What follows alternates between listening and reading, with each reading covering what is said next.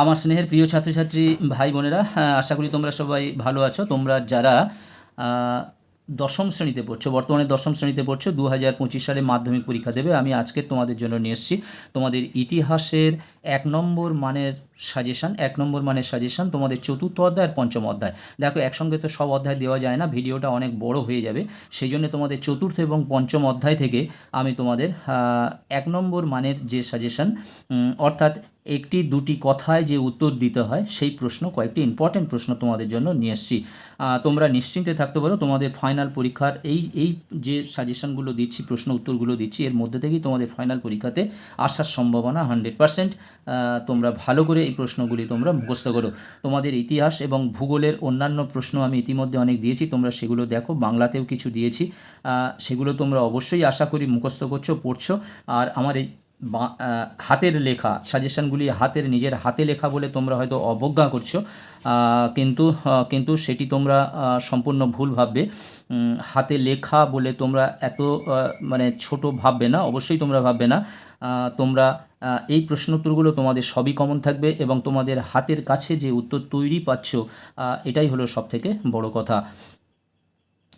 দেখো, তোমাদের এই যে প্রশ্নগুলো আমি নিয়ে এসেছি তোমাদের দ্বিতীয় সাবমেট্রিক পরীক্ষার যে চতুর্থ অধ্যায়, ইতিহাসের চতুর্থ অধ্যায় সংঘবদ্ধতার গোড়ার কথা, এই চ্যাপ্টার থেকে কয়েকটি প্রশ্ন এবং এর পরের পঞ্চম অধ্যায় তার থেকে কিছু ইম্পর্টেন্ট প্রশ্ন। দেখো, একের দাগে, তোমরা যারা চ্যানেলটি সাবস্ক্রাইব করোনি অবশ্যই তোমরা চ্যানেলটি সাবস্ক্রাইব করে নাও এবং তোমরা বন্ধুদেরকে লিঙ্ক বেশি বেশি করে শেয়ার করো এবং আমার হোয়াটসঅ্যাপ নাম্বার দেওয়া থাকবে, তোমরা সেই হোয়াটসঅ্যাপ নাম্বারে ক্লাস উল্লেখ করে তোমরা জয়েন্ট হয়ে যাও এবং মাঝে মাঝে তোমরা ইম্পর্টেন্ট কিছু মৌখিক সাজেশান পাবে, হোয়াটসঅ্যাপের মাধ্যমে কিছু মৌখিক সাজেশান পাবে এবং তোমরা পিডিএফও পেতে পারো।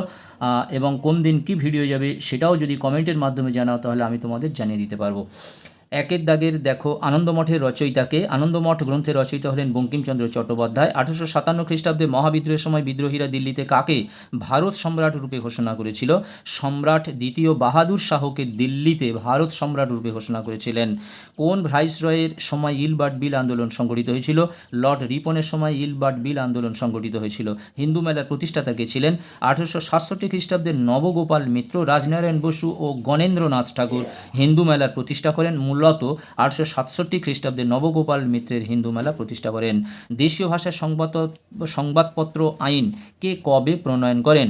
লর্ড লিটন 1878 খ্রিস্টাব্দে দেশীয় ভাষার সংবাদপত্র আইন প্রণয়ন করেন। 6 দাগের প্রশ্ন, নাট্যাভিনয় নিয়ন্ত্রণ আইন কত খ্রিস্টাব্দে জারি করা হয়? নাট্যাভিনয় নিয়ন্ত্রণ আইন 1876 খ্রিস্টাব্দে জারি করা হয়। আর এই নাট্যাভিনয় নিয়ন্ত্রণ আইন জারি করেন লর্ড নর্থব্রুক। দেখো, এখানে ব্র্যাকেটে আমি দিয়ে দিয়েছি। কাকে আধুনিক ভারতীয় চিত্রশিল্পের জনক বলা হয়? আধুনিক ভারতীয় চিত্রশিল্পের জনক হলেন অবনীন্দ্রনাথ ঠাকুর। আর আধুনিক ভারতীয় চিত্রকলার জনক হলেন রাজা রবি ভার্মা।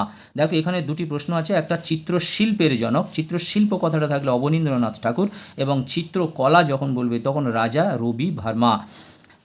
8 দাগের প্রশ্ন, বেগম হজরত মহল ভারতের কোন অঞ্চলে মহাবিদ্রোহের নেতৃত্ব দিয়েছিলেন? অযোধ্যার নবাবের বেগম ছিলেন হজরত মহল, তিনি মহাবিদ্রোহের সময় অযোধ্যার নেতৃত্ব দিয়েছিলেন। ভারত মাতা চিত্রটি কোন ঐতিহাসিক ঘটনার পটভূমিতে অঙ্কিত? বঙ্গভঙ্গ ও স্বদেশী আন্দোলন ঐতিহাসিক ঘটনার পটভূমিকায় অঙ্কিত। 10 দাগের প্রশ্ন, কোন প্রেক্ষাপটে গোরা উপন্যাস লেখা হয়েছিল? বঙ্গভঙ্গ স্বদেশী আন্দোলনের প্রেক্ষাপটে গোরা উপন্যাসটি লেখা হয়েছিল। তাহলে বঙ্গভঙ্গ স্বদেশী আন্দোলন এই ঐতিহাসিক ঘটনার পটভূমিকায় চিত্র আঁকা হয়েছিল ভারত মাতা এবং উপন্যাস লেখা হয়েছিল গোরা। অবনীন্দ্রনাথ ঠাকুর এবং রবীন্দ্রনাথ ঠাকুর। কে কবে এবং কোথায় মহারানীর ঘোষণা পত্রটি প্রকাশ করেন? লর্ড ক্যানিং 1858 খ্রিস্টাব্দের 1 নভেম্বর মহারানীর ঘোষণাপত্রটি প্রকাশ করেন। ভারতের প্রথম ভাইসরয় কে ছিলেন? লর্ড ক্যানিং ছিলেন ভারতের প্রথম ভাইসরয়। এরপরের প্রশ্ন, poverty of unBritish rule in India গ্রন্থটির রচয়িতাকে। দেখো, এখানে অ্যান্সারটা লেখা হয়নি, এটা হবে দাদাভাই নৌরোজি।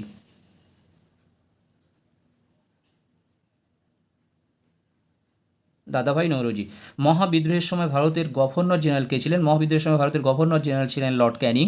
সিপাহি বিদ্রোহের উপর লেখা বি.ডি. সাভারকরের গ্রন্থটির নাম কি? The Indian War of Independence. এই গ্রন্থে বি.ডি. সাভারকর সিপাহি বিদ্রোহ সম্বন্ধে লেখেন। এতটা লেখার প্রয়োজন নেই, তোমাদের একটি থেকে দুটি শব্দে উত্তর দিতে বলবে এইগুলো। আচ্ছা, এরপরে অধ্যায় তোমাদের আমি 5-এ নিয়ে যাব। বন্ধুরা, তোমরা যারা চ্যানেলটি সাবস্ক্রাইব করোনি অবশ্যই তোমরা সাবস্ক্রাইব করে নাও এবং বন্ধুদেরকে লিঙ্ক বেশি বেশি করে শেয়ার করো।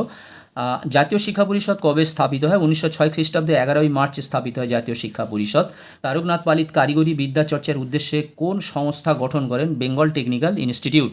Bengal technical institute. এটি প্রশ্নটা ঘুরিয়ে থাকতে পারতো যে বেঙ্গল টেকনিক্যাল ইনস্টিটিউটকে প্রতিষ্ঠা করেন, আনসার হবে তারকনাথ পালিত। বর্ণপরিচয়কে রচনা করেন ঈশ্বরচন্দ্র বিদ্যাসাগর। কোন বছর শ্রীরামপুর প্রেস প্রতিষ্ঠিত হয়? 1800 খ্রিস্টাব্দে। Indian association for the cultivation of science এর প্রতিষ্ঠাতাকে ডক্টর মহেন্দ্র লাল সরকার। ডক্টর মহেন্দ্র লাল সরকার। বেঙ্গল টেকনিক্যাল ইনস্টিটিউট প্রতিষ্ঠার উদ্দেশ্য কী ছিল? না, তারকনাথ পালিত বেঙ্গল টেকনিক্যাল ইনস্টিটিউট প্রতিষ্ঠা করেন কারিগরি শিক্ষার প্রসার ও তার মান উন্নয়ন ঘটানোর জন্য। কারিগরি শিক্ষার প্রসার ও মান উন্নয়ন ঘটানোই ছিল বেঙ্গল টেকনিক্যাল ইনস্টিটিউটের একমাত্র লক্ষ্য। বাংলা ভাষায় প্রকাশিত প্রথম চিত্রিত বইয়ের নাম কি? ভারতচন্দ্রের লেখা অন্নদা মঙ্গল। বেঙ্গল গেজেট কবে প্রকাশিত হয়? 1780 খ্রিস্টাব্দের 1 জানুয়ারি। কেন্দ্রীয় বিশ্ববিদ্যালয় হিসেবে বিশ্বভারতীর আনুষ্ঠানিক সূচনা হয় কবে? 1951 খ্রিস্টাব্দে। 1951 খ্রিস্টাব্দে। উপেন্দ্র কিশোর রায়চৌধুরীর একটি পত্রিকা ও একটি গ্রন্থের নাম লেখো। উপেন্দ্র কিশোর রায়চৌধুরীর একটি পত্রিকার নাম সন্দেশ এবং গ্রন্থের নাম ছেলেদের রামায়ণ। স্বদেশী যুগে প্রতিষ্ঠিত একটি শিল্প প্রতিষ্ঠানের নাম লেখো। Bengal chemical and pharmaceutical works limited. Bengal chemical and pharmaceutical works limited. Bangla ভাষায় প্রকাশিত প্রথম মাসিক সংবাদপত্রটির নাম কি? দিগদর্শন, যেটি 1818 খ্রিস্টাব্দে প্রকাশিত হয়েছিল। দিগদর্শন 1818 খ্রিস্টাব্দে। আর বাংলা ভাষায় প্রকাশিত প্রথম সাপ্তাহিক সংবাদপত্র কোনটি? সমাচার দর্পণ, এটিও 1818 খ্রিস্টাব্দে প্রকাশিত হয়েছিল। তাই দিগদর্শন এবং সমাচার দর্পণ এই দুটি পত্রিকা 1818 খ্রিস্টাব্দে প্রকাশিত হয়েছিল। দিগদর্শন ছিল মাসিক বাংলা সংবাদপত্র এবং সমাচার দর্পণ ছিল সাপ্তাহিক বাংলা সংবাদপত্র। বন্ধুরা, আজকের মতো ভিডিওটি এখানেই শেষ করলাম। তোমরা অবশ্যই চ্যানেলটি সাবস্ক্রাইব করে নাও, বন্ধুদেরকে লিঙ্ক বেশি বেশি করে শেয়ার করো। আবার কথা হবে নেক্সট ভিডিওতে অন্য একটি সাবজেক্টকে নিয়ে, কিংবা তোমাদের জিওগ্রাফি সাবজেক্টটাকে নিয়ে। আমি ভূগোল এবং ইতিহাস এই দুটি তোমাদের আগে সারতে চাইছি, তারপরে আমি বাংলা এবং মাঝে মাঝে ইংরাজি তোমাদের দিতে থাকবো। তোমরা অবশ্যই ভিডিও দেখতে থাকো এবং চ্যানেল সাবস্ক্রাইব করো এবং বন্ধুদেরকে লিঙ্ক বেশি বেশি করে শেয়ার করো। তোমরা সবাই ভালো থাকবে, সুস্থ থাকবে। তোমাদের সকলকে জানাই অসংখ্য অসংখ্য ধন্যবাদ।